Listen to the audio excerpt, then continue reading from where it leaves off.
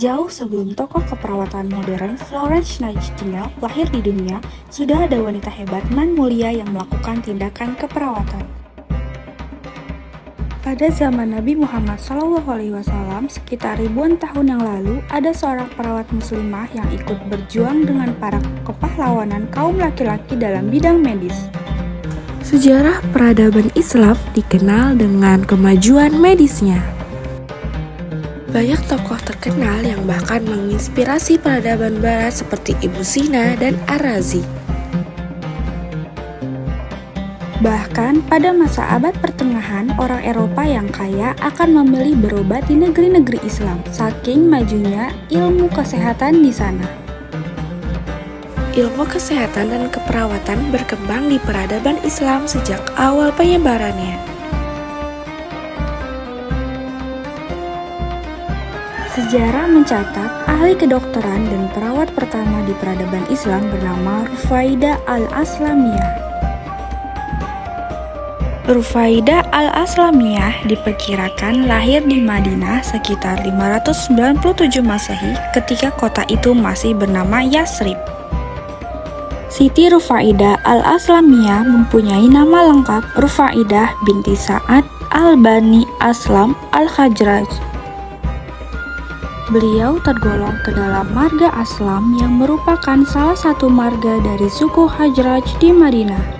Dirinya termasuk golongan pertama yang menganut agama Islam di Madinah. Golongan tersebut dinamakan kaum Ansor. Di Yasrib, dia memang berasal dari kalangan ahli kesehatan atau tabib. Ayahnya Sa'ad al-Aslami adalah tabib terkemuka di Madinah, bahkan menjadi pemimpin profesi ini. Penduduk Arab saat itu menyebut Sa'ad al-Aslami sebagai tabib yang manjur dalam mengobati berbagai penyakit, sebab ia menyematkan doa dan jimat yang diketahuinya. Ia seorang pemimpin organisatoris, juga mampu mengerahkan dan memotivasi orang lain. Ia tidak hanya melaksanakan peran perawat dalam aspek klinis semata, tapi juga melaksanakan peran komunitas. Sejak kecil, praktik keperawatan sudah melekat di kehidupannya. Praktik keperawatannya bahkan dilakukan saat usianya remaja sebagai asisten ayahnya. Ia mampu menularkan pengalaman klinis kepada perawat lain dan tidak hanya itu. Banyak yang mengatakan bahwa semata hidupnya Rufaidah melaksanakan peran komunitas dan memecahkan berbagai masalah sosial yang berpotensi untuk melahirkan sebuah penyakit. Rufaidah terkenal sebagai pekerja sosial dan perawat terkemuka di masa Nabi Muhammad SAW hingga saat ini, khususnya di dunia keperawatan dalam sejarah Islam. Ia selalu digambarkan dengan pribadi yang luhur dan berempati. Itulah yang membuat dirinya merawat pasiennya dengan baik, teliti, dan sepenuh hati. Kontribusi Rufaidah merambah sebagai aktivis sosial. Dia selalu terdepan dalam melakukan pembelaan kepada kaum miskin, anak yatim, atau penderita cacat mental. Dia merawat anak yatim dan memberikan bekal pendidikan.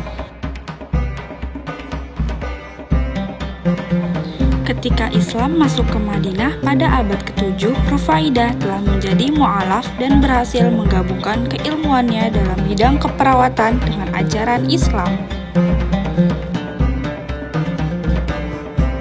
Diperkirakan pemahaman Rufaidah menggabungkan ilmu keperawatan dan ajaran Islam sebelum terjadinya Perang Badar yang terjadi pada 622 Masehi. Perubahan itu terkait dua hal. Pertama, terkait dengan tempat yang biasa dijadikan oleh ayahnya sebagai tempat pengobatan, ia membersihkan tempat itu menjadi nyaman, higienis, dan bersih.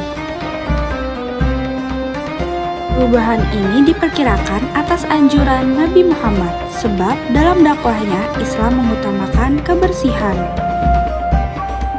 Setelah itu, Rufaidah menghilangkan jampi-jampi dan jimat untuk mengobati pasien. karena risiko penggunaan ini sama dengan menyekutukan Tuhan dalam ajaran Islam. Ia melakukan pengobatan kepada setiap pasien-pasiennya selalu diiringi dengan berdakwah tentang keutamaan Islam. Ia meminta kepada pasiennya yang sedang terkena penyakit untuk meminta perlindungan Allah atas apa yang telah dideritanya. Rufaidah memiliki kontribusi besar terhadap kesehatan umat Islam di Madinah. Saat itu, kota Madinah dalam tahap berkembang. Rufaidah membangun tenda untuk perawatan warga yang sakit di depan sebuah rumah ibadah. Perhatian yang Rufaidah berikan juga tak lepas dari anak yatim, orang dengan gangguan mental atau fisik, hingga kepada mereka yang tidak mempunyai cukup uang. Pada masa peperangan, beliau telah ikut serta ke medan perang untuk mengobati orang yang terluka. Ketika damai, beliau berpartisipasi dalam aktivis sosial masyarakat di Madinah. Sebelum peperangan Islam, yakni sekitar tahun 622 Masehi, Rufaidah mengubah metode pengobatan yang diajarkan oleh ayahnya supaya sesuai dengan ajaran Islam. Selanjutnya, ketika peperangan Islam berlangsung sekitar tahun 623 sampai 630 Masehi, beliau siap sedia dalam mengobati tentara Islam yang terluka akibat perang. Rufaidah pun nampak sosok keperawatannya dalam perang Badar, Uhud, Khandaq. Beliau juga membawakan makanan dan minuman untuk semua mujahid yang berperang bersama dengan wanita yang lainnya. Rufaidah juga mendirikan rumah sakit yang dikenal sebagai tenda palang merah pertama dalam sejarah manusia.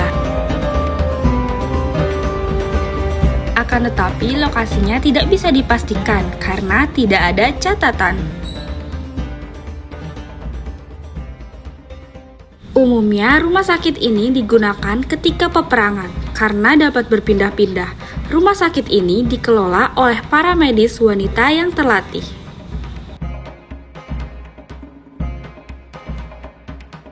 Rasulullah SAW memerintahkan sahabat beliau yang terluka ketika peperangan untuk datang ke tenda Rufaidah. Akhirnya rumah sakit ini dikenal dengan nama Khaimah Rufaidah, tenda Rufaidah, yang kemudian menjadi latar belakang penyebutan Rufaidah sebagai Mumaridah al-Islam al-Ula. Atas keterlibatannya dalam peperangan Islam, Rufaidah mendapat penghargaan khusus dari Rasulullah SAW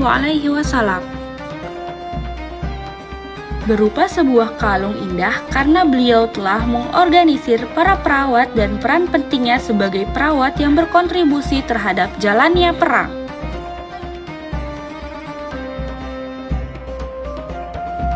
Banyak yang mengatakan jejaknya dalam dunia keperawatan terbilang senior dibanding para tokoh-tokoh perintis ilmu keperawatan modern seperti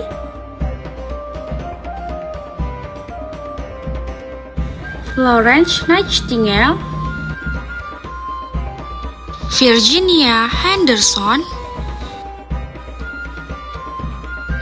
Imogen King,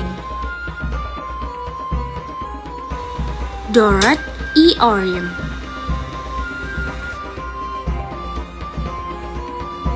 Terlepas dari senior ataupun junior, yang perlu ditegaskan, diyakini serta diluruskan adalah segala tokoh dan ilmu keperawatan saling bekerja sama satu sama lain atas perkembangannya dalam tiap peradaban. Dalam sejarah Islam dicatat beberapa nama yang bekerja bersama Rufaidah seperti Ummu Amara, Aminah binti Qais al-Ghafariyat, Ummu Aiman, Safiyat, Ummu Sulaiman, dan Hindun.